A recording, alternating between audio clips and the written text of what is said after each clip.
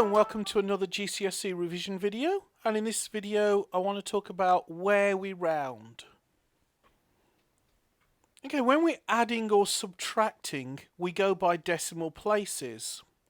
We would round to the fewest decimal places.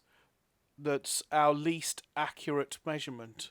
So if we take, for example, 2.54 and we add that to 2.5, our answer should only be expressed to one decimal place because the 2.5 only has one decimal place.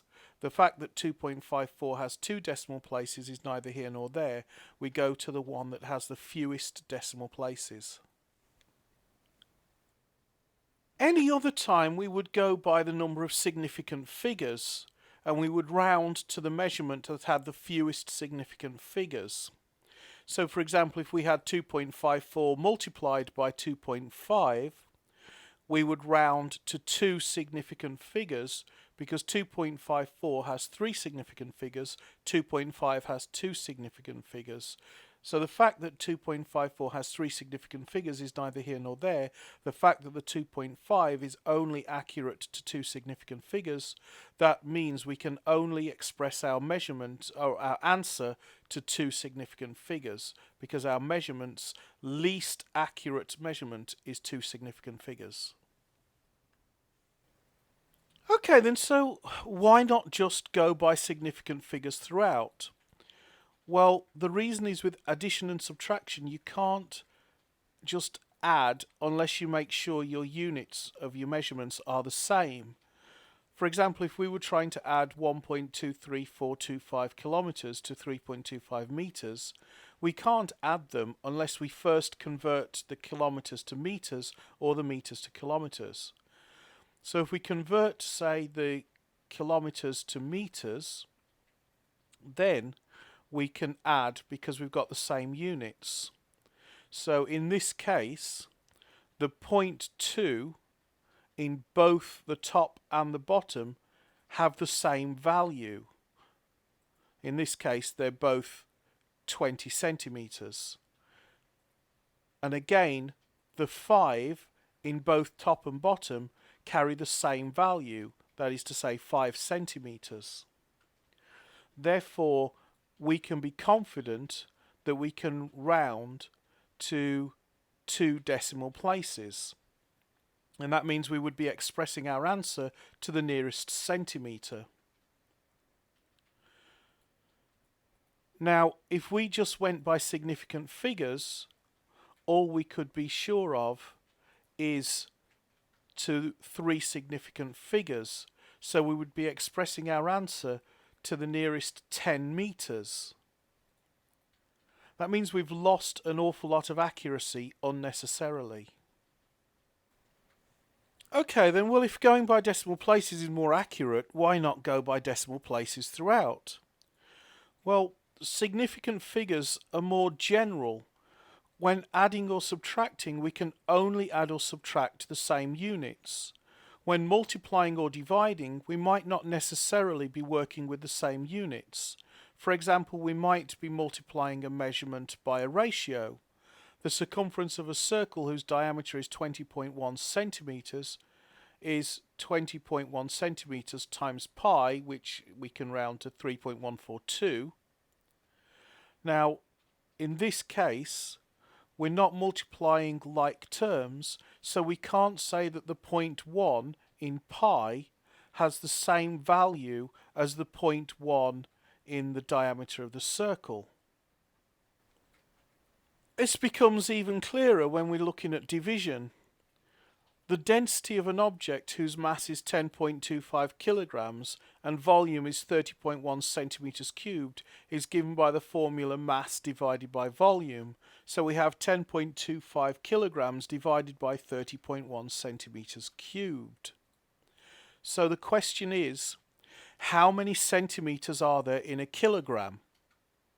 Well, obviously that cannot be answered. The units are completely incomparable. So how can we say that the 0.1 in the volume is the same level of accuracy as the 0.2 in the mass? this is why we go by decimal places when we're adding or subtracting, but for everything else we go by significant figures. And why the fewest? Well, the reason is we need to be honest about the degree of accuracy of our measurements. If you have scales that only measure to the nearest kilogram, you can't express your answer to the nearest gram. Would you use a set of bathroom scales to find the mass of a teaspoonful of sugar? Of course not. Therefore, you can't express the answer to a calculation to a higher level of precision than the original measurements. This means the least precise measurement dictates the level of accuracy that we can express our answer to. Okay, well, so much for the theory. Let's have a go at putting this into practice. Let's take the number 2.3459 and we're multiplying it by 120.1. So I'm not actually going to do the calculation, but how accurate can we express our answer? Well, we're multiplying, so we're going by sig figs. So this first number has 1, 2, 3, 4, 5 significant figures, and this second number has 1, 2, 3, 4 significant figures. So we want our answer to 4 sig figs.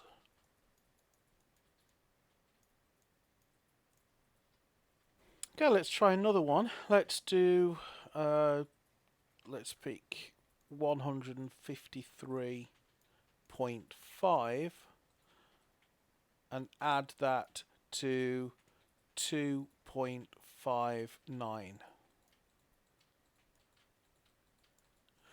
Okay, well in this case we're adding, so we're going by decimal places.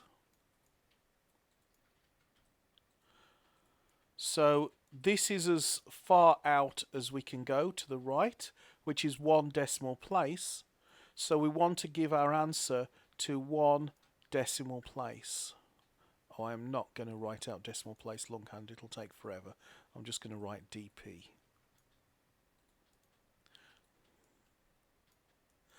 Okay, I hope that was helpful.